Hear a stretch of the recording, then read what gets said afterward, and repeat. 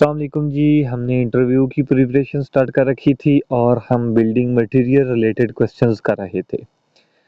आज इंशाल्लाह building material के रिलेटेड लास्ट लेक्चर होगा और इसके बाद हम इंशाल्लाह पंजाब पब्लिक सर्विस कमीशन के पास्ट इंटरव्यूज़ को वन बाय वन डिस्कस करेंगे। चलते हैं अपने आज के टॉपिक की तरफ। फर्स्ट क्वेश्चन है हमारा जी, पीओपी प्लास्टर ऑफ पेरिस। ये प्लास्टर ऑफ पेरिस क्या होता है? देखिए, जिप्सम की कैल्सिनेशन के बाद हमें प्लास्टर ऑफ पेरिस मिलता है। जिप्सम को की जब कैल्सिनेशन की जाती है तो इसके बाद हमें पीओपी मिलता है, प्लास्टर ऑफ पेरिस। और ये अमूमन रेजिडेंशियल और कमर्शियल हमें जितनी भी सीलिंग मिलती है, एक तो प्लास्टिक की सीलिंग होती है और एक प्लास्टर ऑफ पेरिस की सीलिंग होती है। तो ये अमूमन फॉल सीलिंग के पर्पज़ के लिए यूज़ हो रही होती है।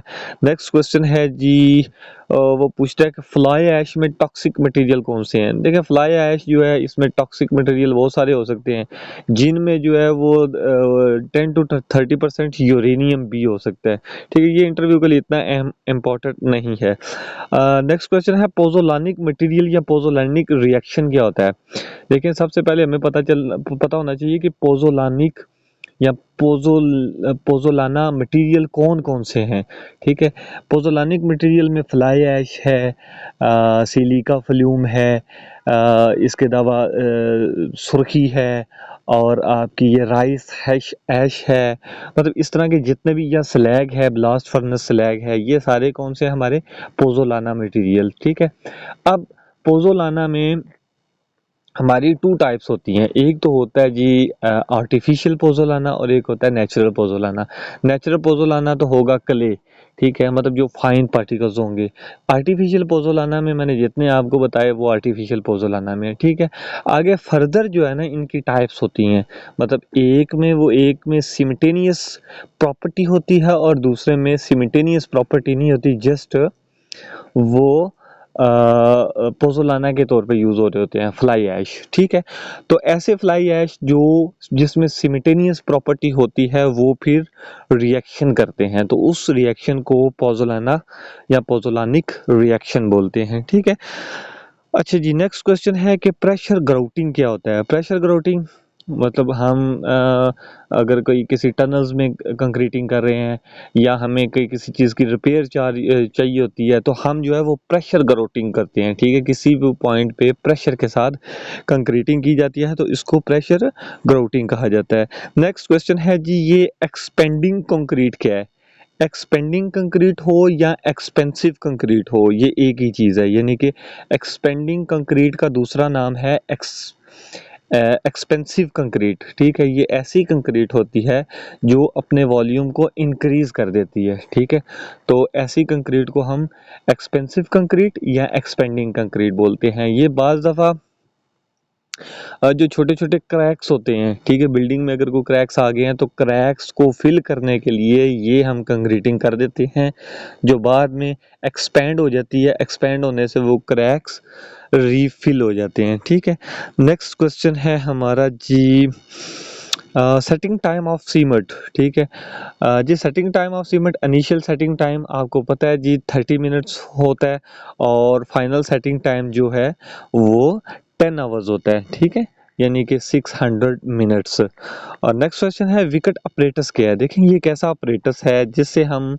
सीमेंट की कंसिस्टेंसी को फाइंड करते हैं, जिससे हम initial setting time, final setting time find करते हैं। ये एक ऐसा अपरेटस होता है जिसमें एक नीडल लगी होती है। नीडल का वेट तकरीबन जो है 300 ग्राम होता है और उसको हम उसकी पेनिट्रेशन को चेक किया जाता है। ठीक है, तो ये एक अपरेटस है जिससे हम टेस्ट करते हैं initial setting time, final setting time और कंसिस्टेंसी टेस्ट। ठीक है, नेक्स्ट क्वेश्चन है जी, रैपिड हार्डनिंग टेस्ट और एक्स्ट्रा रैपिड हार्डनिंग टेस्ट क्या होता है। देखिए, लास्ट वीडियो में मैंने आपको बताया था रैपिड हार्डनिंग टेस्ट में ट्राई कैल्शियम अल्यूमिनेट की परसेंटेज ज़्यादा होती है, शायद मैंने ये बताया, तो ये आप करेक्ट कर लें। ट्राई कैल्शियम अल्यूमिनेट की नहीं बल्कि ट्राई कैल्शियम सिलिकेट की परसेंटेज मैक्सिमम होती है। ट्राई कैल्शियम अल्यूमिनेट की जो परसेंटेज है वो ज़्यादा होती है, लेकिन वो सिर्फ फ्लैश सेट करता है, यानी कि फौरी से सेट करता है, जबकि जल्दी सेट करना और चीज़ होता है और जल्दी स्ट्रेंथ को हासिल करना और होता है। अगर आप जल्दी स्ट्रेंथ को हासिल करना चाहते हैं तो ट्राई कैल्शियम सिलिकेट की परसेंटेज को इंक्रीज़ कर दिया जाता है, ठीक है। तो इसके यूजेज को भी आपको पता है, हमें अगर रिपेयर करनी है, किसी रोड पे रिपेयर करनी है या फार्म वर्क को हमने जल्दी से उतारना है या क्यूरिंग जो है बहुत जल्दी हमने मतलब इतनी क्यूरिंग नहीं कर सकते, जल्दी से क्यूरिंग करके जल्दी से स्ट्रेंथ को गेन कर लेना है, तो वहाँ पे ये रैपिड हार्डनिंग सीमेंट यूज़ हो रहा होता है या एक्स्ट्रा रैपिड हार्डनिंग सीमेंट, ठीक है। अब जो ये तो हो गया रैपिड हार्डनिंग सीमेंट। अब एक्स्ट्रा रैपिड हार्डनिंग सीमेंट की बात करें तो ये ऐसा रैपिड हार्डनिंग सीमेंट होता है जिसके अंदर हम मज़ीद जो है ना एक्सीलेटर ऐड कर देते हैं। और एक्सीलेटर में आपको पता है कौन कौन सा एक्सीलेटर होता है, कैल्शियम क्लोराइड होता है, ठीक है। कैल्शियम क्लोराइड को हम 1-2% ऐड कर देते हैं जिससे 25% जो है इसकी स्ट्रेंथ जो है वो इंक्रीज हो जाती है with respect to rapid hardening cement, ठीक है। नेक्स्ट क्वेश्चन है जी जो है कि हम जो है जो है कोस्टल एरिया में किस सीमेंट की जो है वो कंस्ट्रक्शन करते हैं, ठीक है। कोस्टल एरिया में हमें कौन सा सीमेंट जो है वो यूज़ करना चाहिए।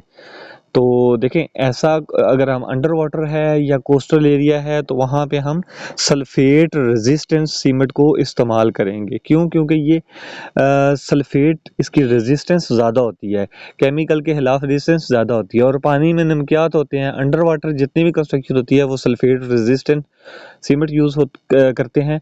या इसके अलावा कोस्टल एरिया में भी अगर हम यूज़ करेंगे तो वो हम सल्फेट रेजिस्टेंट सीमेंट यूज़ करेंगे। इसमें जो है ना ट्राई कैल्शियम एल्यूमिनेट की जो परसेंटेज है वो कम से कम होती है। देखें, एक चीज़ मैं बार बार बता रहा हूँ कि अगर ट्राई कैल्शियम एल्यूमिनेट या ऐसी कोई भी परसेंटेज जिससे हीट ऑफ हाइड्रेशन का अमल कम हो जाता है तो उसमें केमिकल एक्शन को रेजिस्ट करने की पावर ज़्यादा हो जाती है, ठीक है। अच्छा जी, नेक्स्ट क्वेश्चन की तरफ चलते हैं जी। नेक्स्ट क्वेश्चन है ब्रिक और टिम्बर में दोनों में किसकी जो है वो फायर रेजिस्टेंस ज़्यादा होगी। तो फायर रेजिस्टेंस डेफिनेटली ब्रिक में ज़्यादा होगी, ठीक है। ये जो कंपैक्ट सैंडस्टोन है ना उसकी फायर रेजिस्टेंस बहुत ज़्यादा होती है, कंपैक्टेड सैंड स्टोन, ठीक है। तो ये इसमें सिलिका में भी एक अच्छी मकदार में जो है वो सैंड होता है और फिर जो है वो मिट्टी होती है, क्ले होता है। तो ब्रिक की जो है वो fire resistance as compared to timber ज़्यादा होगी। नेक्स्ट क्वेश्चन है, ये वाटर सीमेंट रेशियो क्या है। देखिए, वाटर और सीमेंट में जो रेशियो होगी वही वाटर सीमेंट रेशियो है। लेकिन वाटर सीमेंट रेशियो के मतलब आपने याद रखना है कि वाटर सीमेंट रेशियो अगर ज़्यादा होगी तो वर्कबिलिटी ज़्यादा होगी, लेकिन वाटर सीमेंट रेशियो अगर ज़्यादा होगी तो स्ट्रेंथ कम होगी। यानी कि वाटर सीमेंट रेशियो और स्ट्रेंथ इनवर्सली प्रोपोर्शनल है। उसके बाद ये टाइप्स ऑफ ब्रिक देखें, टाइप्स में फर्स्ट क्लास है, सेकंड क्लास है, थर्ड क्लास है। इनकी स्ट्रेंथ फिर जो है वो 105 kg पर सेंटीमीटर स्क्वायर है। या मेगा पास्कल में आप लेंगे तो 10.5 मेगा पास्कल है। इसी तरह फिर सेकंड क्लास की 70 to 75 kg पर सेंटीमीटर स्क्वायर है।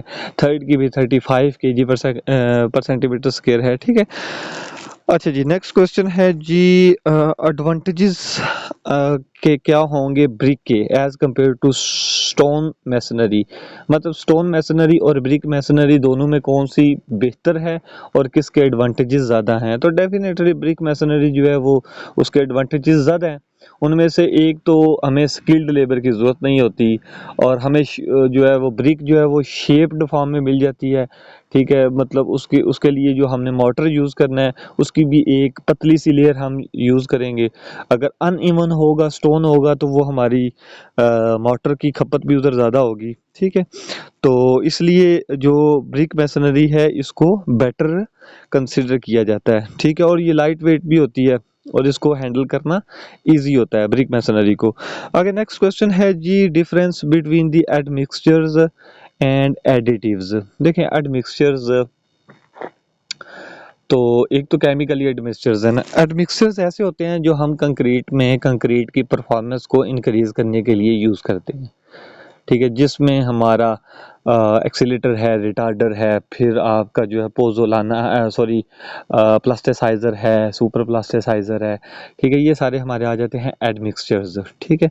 जबकि एडिटिव्स जो हैं, एडिटिव्स भी उसकी प्रॉपर्टी को चेंज कर रही होती हैं, सीमेंट की प्रॉपर्टी को चेंज करते हैं, लेकिन एडिटिव्स हम ड्यूरिंग मैन्युफैक्चरिंग ऑफ सीमेंट इसमें ऐड कर देते हैं, ठीक है।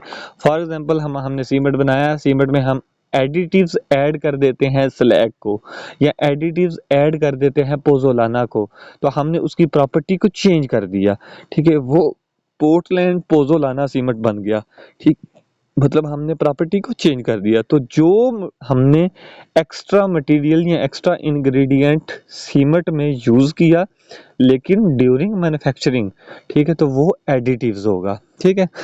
अच्छा जी, नेक्स्ट क्वेश्चन है कि ये जो है एडमिक्सचर्स, वो कह रहा है कि which type of admixture is use if concreting is done in Himalaya. अगर आप हिमालय के एरिया में कंक्रीटिंग कर रहे हैं तो हमें कौन सा एडमिक्सचर यूज करना चाहिए।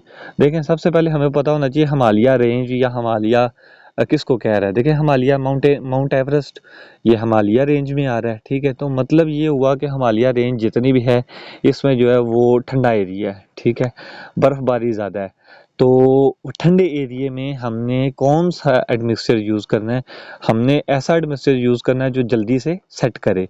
जल्दी से सेट का मतलब है सेटिंग टाइम को रिड्यूस करे, ठीक है। तो सेटिंग टाइम को कौन रिड्यूस करता है, एक्सीलेटर, ठीक है। एक्सीलेटर हम यूज़ करेंगे, और एक्सीलेटर में हमें पता है कि कैल्शियम क्लोराइड एक एक्सीलेटर के तौर पे हम इस्तेमाल करते हैं, और सोडियम क्लोराइड को हम एक्सीलेटर के तौर पे हम इस्तेमाल करते हैं। याद रहे इनकी परसेंटेज 1 से 2% तक हम रखते हैं, ठीक है। ये इसके कैल्शियम क्लोराइड की ज़्यादा नहीं करते, क्यों, क्योंकि अगर हम ज़्यादा करेंगे तो उसमें अगर आरसीसी का काम है तो आरसीसी के काम में उसका जो स्टील के ऊपर कोरोजन के इफेक्ट ज़्यादा हो जाएंगे, ठीक है, स्टील के जंग लगने के चांसेस ज़्यादा हो जाएंगे। नेक्स्ट क्वेश्चन है कि स्लम्प को हम कैसे मेजर करेंगे। देखिए, स्लम्प को मेजर करने के लिए सिंपल जो है वो स्लम्प कौन है जिसका साइज 10 सेंटीमीटर, 20 सेंटीमीटर, 30 सेंटीमीटर है, फर्स्ट डाया और सेकंड डाया और उसकी हाइट है, ठीक है। उसके बाद ये फिल किया जाता है,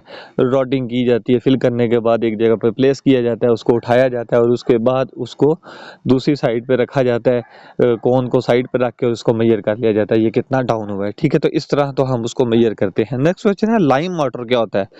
देखें, एक कंक्रीट मार्टर है, दूसरा लाइम मार्टर है। लाइम मार्टर तो ऐसा ही मार्टर है ना जिसमें फाइन एग्रीगेट, कोर्स एग्रीगेट और बाइंडिंग मटेरियल के तौर पे लाइम को यूज किया जाता है, तो वो लाइम मार्टर होगा।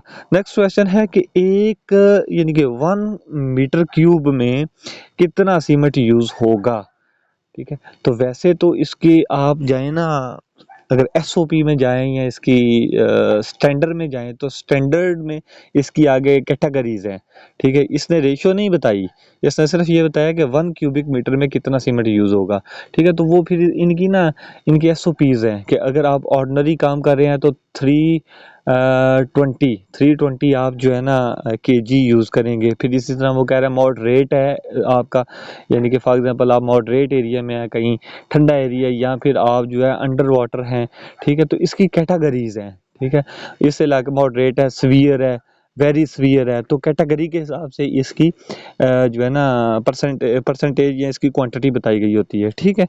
यानी कि 320 से स्टार्ट होता है और 340 350 तक जो है ना केजीबी यूज़ किया जाता है। लेकिन हम स्टैंडर्ड को इधर डिस्कस नहीं करेंगे, जस्ट ये पूछा गया कि 1 मीटर क्यूब में कितना सीमेंट यूज़ होगा।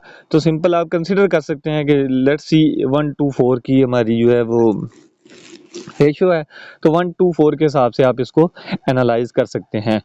1.54 के साथ आप फैक्टर के साथ मल्टीप्लाई करेंगे और उससे आप बैग निकाल लेंगे, ठीक है। तो वो भी आपके इसके 310 320 के दरमियान ही आएंगे, ठीक है। नेक्स्ट क्वेश्चन है जी, what are red and yellow brick. Red brick और येलो ब्रिक कौन सी होती है। देखें, रेड ब्रिक और येलो ब्रिक ऐसी होती है जी जिसमें जो लाइम की परसेंटेज है ना वो ज़्यादा हो जाती है। लाइम की परसेंटेज ज़्यादा होने की वजह से जो हमें ईंट मिलती है वो येलो कलर की होती है, ठीक है। जबकि अगर ज़्यादा जल गई है तो ज़्यादा मतलब उसका टेम्परेचर अगर ज़्यादा हो गया तो हायर टेम्परेचर की वजह से जो ब्रिक हमें मिलेगी उसका कलर रेड हो जाता है। तो इसके लिए इसलिए उसको रेड कलर ब्रिक बोलेंगे। ठीक है, तो ये जी 173 क्वेश्चन हमारे बिल्डिंग मटेरियल के यही क्वेश्चन थे। तो आज हमने जो है ये अपना बिल्डिंग मटेरियल को कंप्लीट कर लिया है। कल से इंशाल्लाह पब्लिक सर्विस कमीशन के जो है पास्ट इंटरव्यूज़ को स्टार्ट करेंगे। जज़ाकल्लाह।